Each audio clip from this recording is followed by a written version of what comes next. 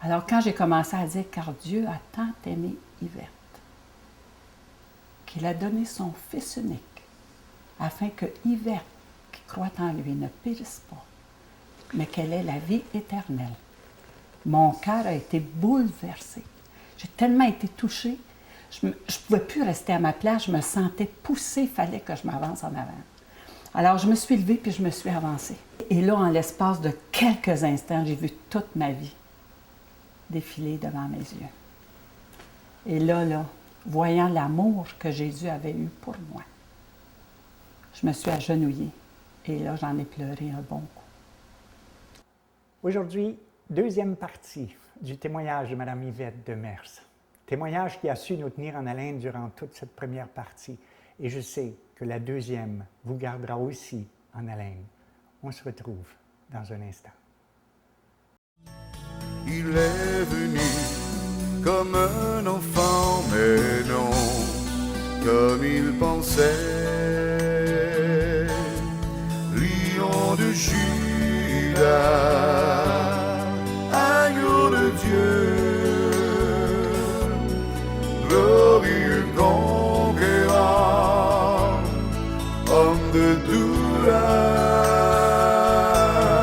lion de Juda, cloué aux mains, puissant rédempteur, précieux sauveur.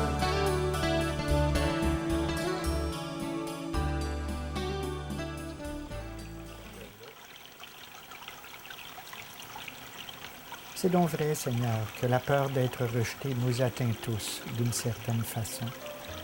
Ta parole nous est tellement nécessaire afin de redresser ce qui en nous est tordu et combien cette parole nous montre, à l'exemple de Paul, à tenir notre chair en laisse, de peur d'être rejeté après avoir prêché aux autres. Ta parole étant une lampe à nos pieds, accorde-nous, Seigneur, la vigilance de veiller à ce que l'huile y soit toujours en abondance. Amen.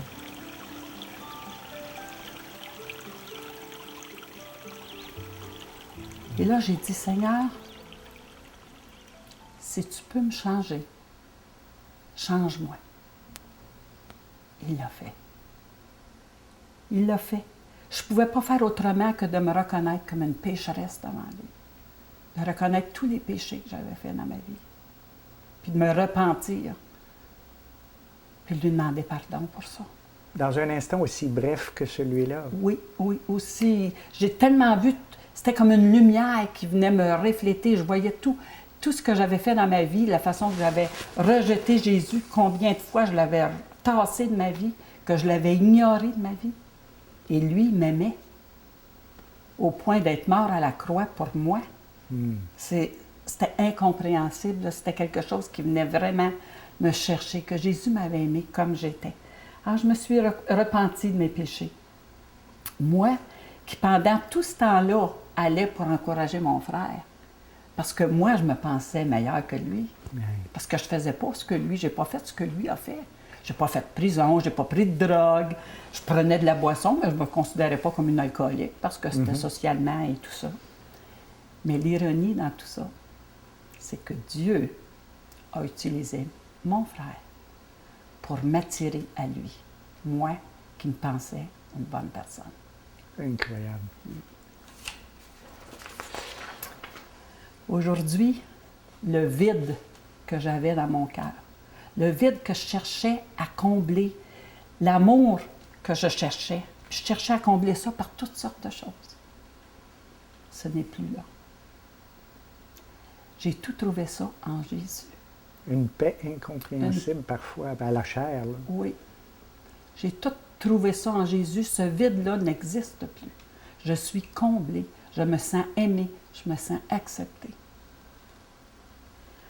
Alors, à partir de ce jour-là, c'est bien sûr que ma vie a tout changé. Ma vie a été complètement transformée. Mais il y a des changements dans la vie, dans nos vies qui s'opèrent et qui créent d'autres circonstances. Alors, ce changement dans ma vie a fait que 2 de mes sœurs et un de mes frères se sont éloignés de moi. Parce qu'ils n'acceptaient pas les changements qui s'opéraient parce qu'ils ne croyaient pas, ils ne voulaient pas se laisser interpeller par Dieu. Alors, ça ne venait pas les chercher. Alors, ils m'ont complètement éloigné de leur vie. Ils étaient un peu dans ta situation, vivant pour la chair, rejetant Dieu. Exactement. Et que quelle belle expérience tu aurais pu leur partager que la tienne, mais je suis certain que tu l'as fait par la suite.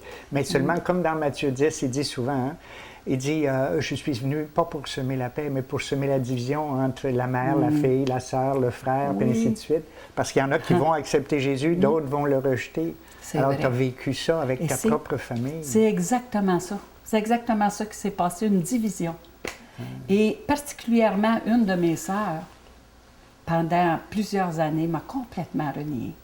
Il y avait des gens qui la rencontraient puis ils demandaient puis comment va ta sœur Yvette? Et elle disait, je ne la connais pas, je ne sais pas de qui vous parlez, je n'ai pas de sœur qui s'appelle comme ça. J'en ai pas de sœur de ce nom-là.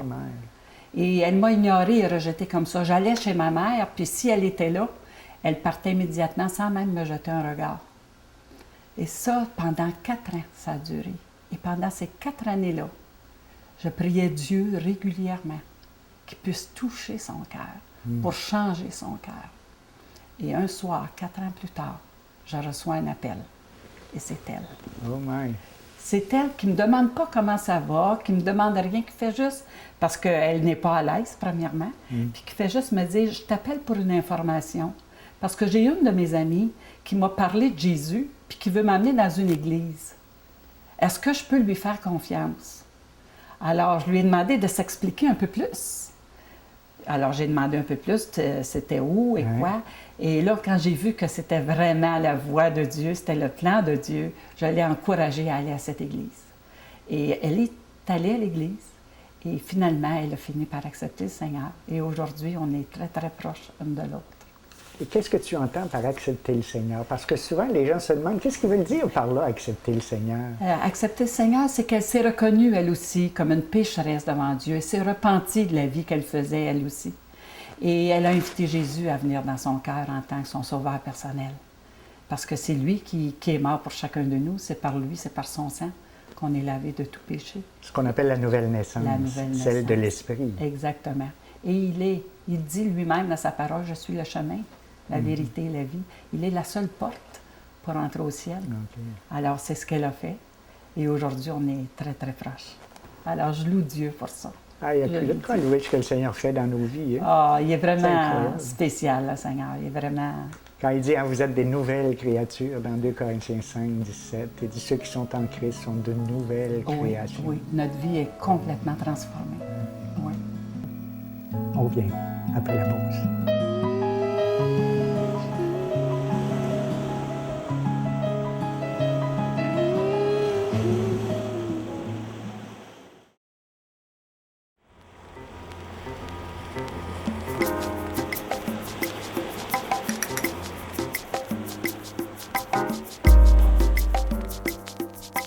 Mais Dieu, dans sa grâce, a fait que le même soir où moi je me suis avancée pour le reconnaître comme mon sauveur, pour lui demander pardon, l'homme avec qui je vivais s'était avancé lui aussi.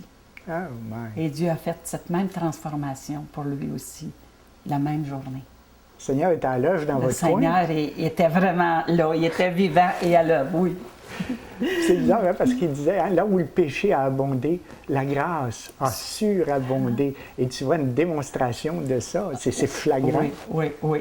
C'est vraiment... Oui. Le Seigneur est vraiment bon, puis il est vrai, il est vérité. Et ce qu'il dit s'accomplit toujours. Alors, la semaine suivante, je suis retournée à l'église, et là, le pasteur prêchait sur la santé que Dieu nous avait donnée. Et que c'est Dieu qui nous donnait cette santé-là et que nous étions responsables d'en prendre soin. Et il nommait différentes choses qui font qu'on nuit à notre santé, comme l'alcool, la drogue, la cigarette, toutes les exagérations finalement. Alors, je suis partie de l'église un petit peu sceptique, comme disant, mais quand même, moi je fumais, là, ça faisait 25 ans que je fumais. Et je fumais beaucoup. Et j'étais une grosse fumeuse. Là, je me suis dit, c'est quand même pas la cigarette qui va m'empêcher d'entrer au ciel, là. Puis si le Seigneur avait voulu qu'on fume, il nous aurait fait une cheminée sur la tête. Je ne sais pas s'il nous en a fait une cheminée sur la tête. Mais c'était vraiment, là, j'ai dit sûrement pas qu'il va me fermer la porte du ciel parce que je fume. Puis c'est vrai aussi, je pense pas que Dieu ne va pas nous fermer la porte du ciel parce que nous fumons. Non. C'est pour une autre raison qu'il va nous fermer la porte du ciel, comme on a parlé tantôt. C'est ça. Hein? Mais moi, j'avais toujours dit toute ma vie, moi, je vais toujours fumer. J'arrêterai jamais de fumer parce que j'aime ça. J'aime le geste, j'aime le goût, j'aime fumer. Mais après cette prédication, je suis arrivée à l'école le lundi, puis là, je suis en train de dîner, puis le dîner terminé, je prends mon paquet de cigarettes pour me prendre une cigarette, je dis, je vais attendre. Je vais essayer de me rendre jusqu'à la récréation cet après-midi pour voir si un jour, je décide d'arrêter de fumer, comment ça va être difficile, comment je vais souffrir.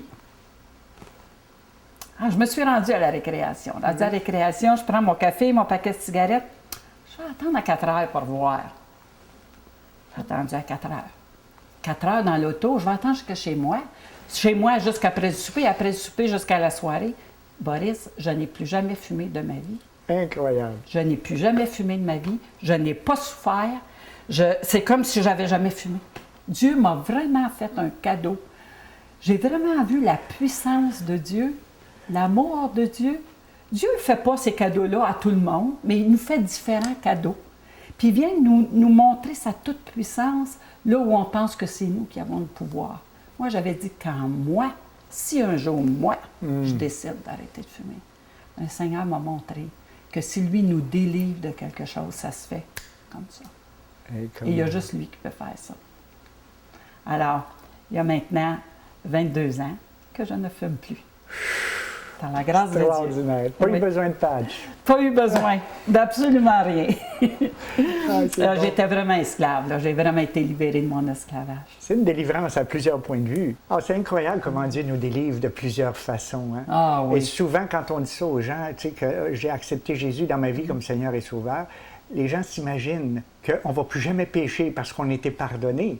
Mais on est couvert par le sang de la croix, on est pardonné, mais la chair, elle est là. Elle a encore des faiblesses, mais Dieu les pardonne au fur et à mesure. Hein. Oui, oui, il est vraiment bon. On n'est pas encore, parce que si on ne faisait plus de péché, on serait parfait. Mais on ne l'est pas. Malheureusement. Tant qu'on ne sera pas. Ou heureusement. Ça dépend comment on le voit. Tant qu'on ne sera pas de l'autre côté. Par la suite, nous avons mis notre vie en règle. Nous nous sommes mariés. Dieu, dans son amour, a permis que je le rencontre, lui, avant la grande épreuve qui m'attendait. 1 an après notre mariage, mon mari a commencé à faire des ACV. Et il en faisait à répétition, ce qui a produit une paralysie. Alors, plus il faisait des ACV, plus il paralysait, jusqu'à devenir dans une chaise roulante. À ce moment-là, nous avons dû vendre la maison. Et j'ai hérité du rôle de chef de famille, avec toutes les responsabilités que ça implique. Alors, c'était moi qui avais la responsabilité de tout, puisque lui ne pouvait plus se déplacer qu'en chaise roulante maintenant. Et ça m'a demandé, c'était un temps difficile, où j'étais vraiment concernée pour lui, puis je m'inquiétais pour lui. Le matin, je le préparais parce qu'on était déménagé dans un appartement où il y avait les ascenseurs. Et c'était tout près de mon travail, tout près de l'école où j'enseignais. Le matin, je le préparais et j'allais enseigner. Je revenais en vitesse le midi pour lui faire à dîner. Je retournais enseigner l'après-midi. Je revenais. Souvent, le soir, quand je revenais à la maison, je le retrouvais par terre. Parce qu'il avait essayé de se déplacer, soit pour aller à la salle de bain ou quelque chose. Puis une fois qu'il était tombé par terre, il ne pouvait plus se relever. Alors, c'était un homme quand même qui mesurait 6 pieds. Il pesait 225 livres. Et quand on est paralysé, on ne peut pas s'aider, donc on dirait que c'est encore plus lourd. Alors, ça me demandait beaucoup de force, beaucoup d'énergie et beaucoup de temps avant d'arriver à le relever. Tout seul? Toute seule, pour le remettre dans sa chaise roulante.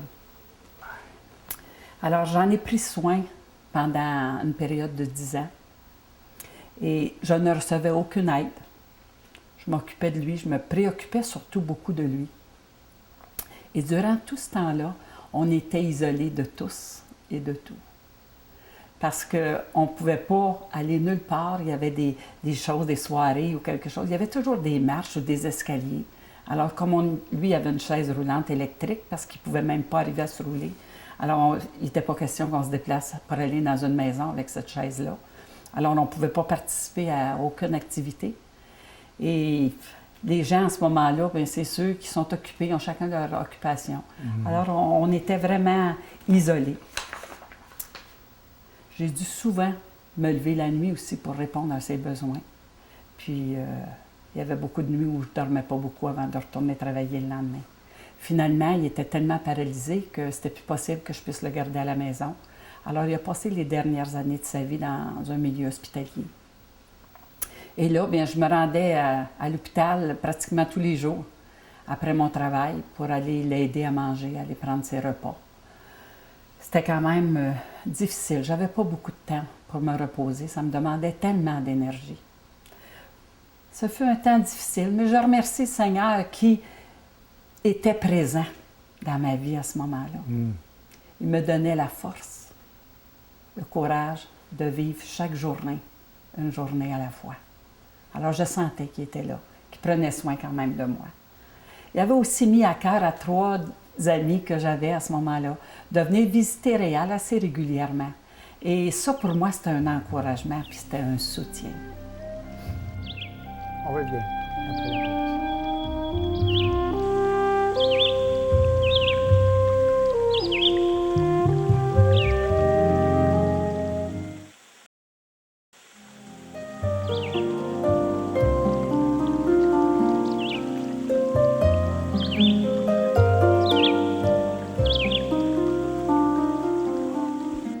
Il y a maintenant 10 ans que Réal, mon époux, est avec le Seigneur. Et depuis ce temps-là, j'ai pris ma retraite comme enseignante. Et le Seigneur continue de me former. C'est un privilège, puis une grande joie pour moi d'être à son service. Dieu nous façonne à travers les épreuves.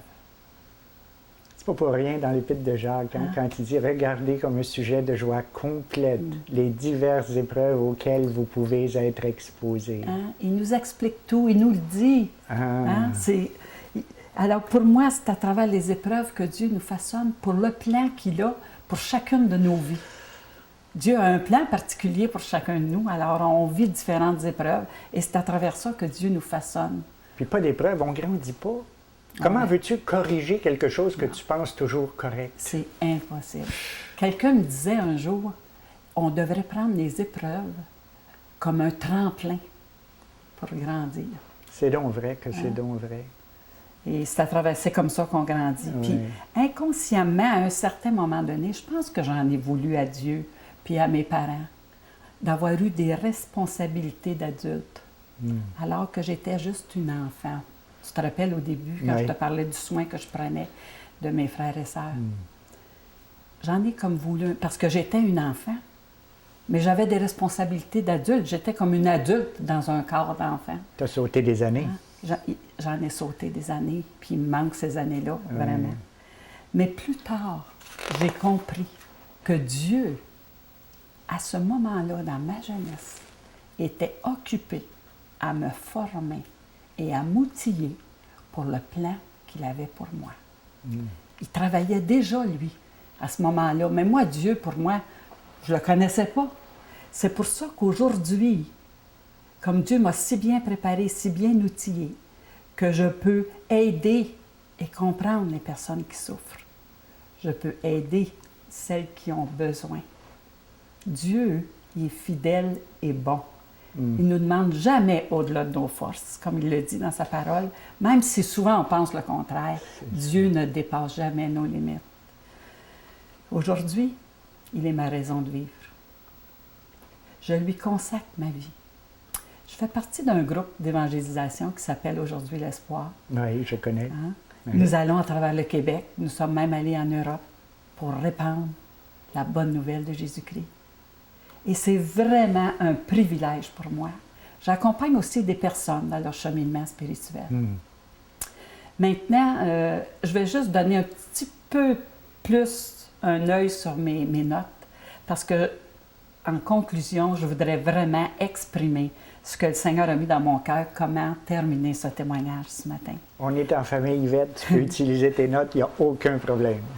Alors, je veux juste vous rappeler que Jésus sauve encore aujourd'hui. Jésus délivre encore aujourd'hui. Jésus console et Jésus guérit encore aujourd'hui. Il est tout ce dont j'ai besoin. Il est tout ce dont tu as besoin, Boris, et ce dont vous avez besoin aussi, chers auditeurs. Oui. Si aujourd'hui vous entendez sa voix, tournez-vous vers lui. Lui seul peut prendre soin de nos vies. Lui seul peut nous réconcilier avec Dieu le Père et avec nous-mêmes. Les épreuves, les souffrances que nous vivons ne sont pas en vain. Dieu les utilise pour nous amener à nous tourner vers lui.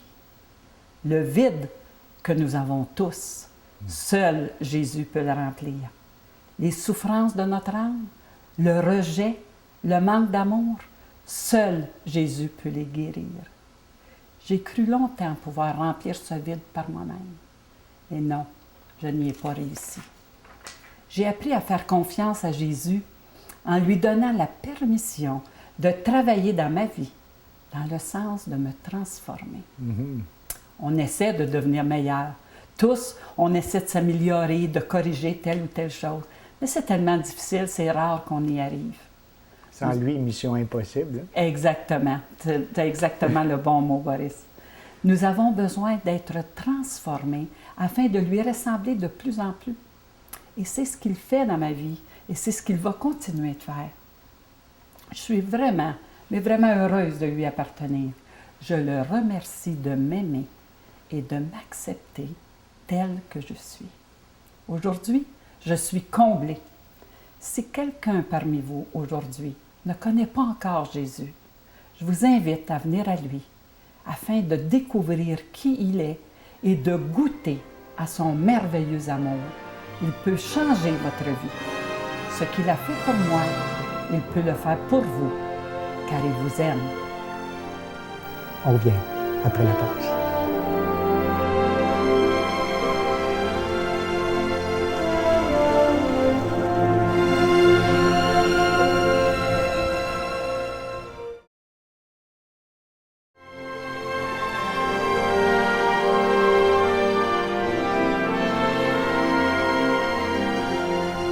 C'est déjà la deuxième émission qu'on fait. Mais j'aurais presque envie de réclamer une suite 3. Ils ont bien fait des films là, avec le numéro 3, 4 et 5. Mais merci beaucoup. Merci beaucoup parce que ça a été un vrai privilège que de te recevoir et d'écouter ce merveilleux témoignage-là. Alors, en terminant, une très belle composition de Luc Gingras qui s'intitule « Mal à l'âme en dedans ». Je vous invite à bien méditer ces paroles qui résument de façon assez exceptionnelle les différents états d'âme que nous avons à vivre ici-bas. Alors, portez-vous bien, que le Seigneur vous bénisse et à la semaine prochaine.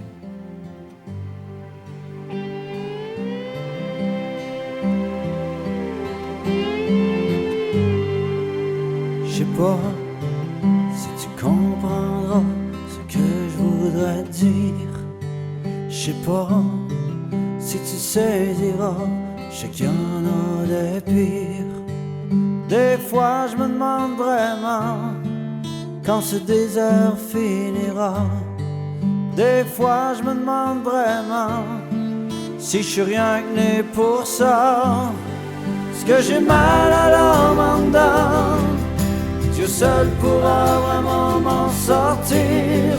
Mal à l'âme en dedans, c'est rendu que je dois payer pour rire. Non, personne ne doute de ce que je redoute.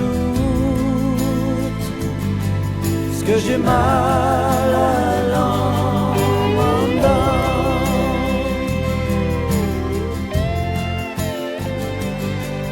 Des fois, j'ai peur de parler, je voudrais pas déranger. Je les vois tous ben occupés à essayer d'arriver. C'est quand même surprenant, on vit tous un peu ça. C'est quand même effrayant de pas se connaître plus que ça. C'est que j'ai mal à l'âme en dedans. Dieu seul pourra vraiment m'en sortir. Mal à l'âme en dedans. C'est rendu que je dois payer pour rire. Non, personne ne doute de ce que je redoute. Parce que j'ai mal à l'âme en dedans.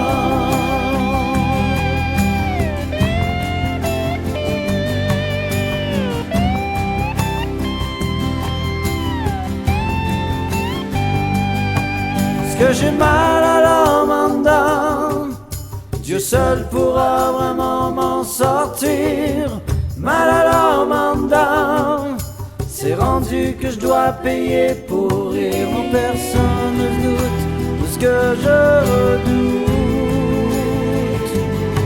Parce que j'ai mal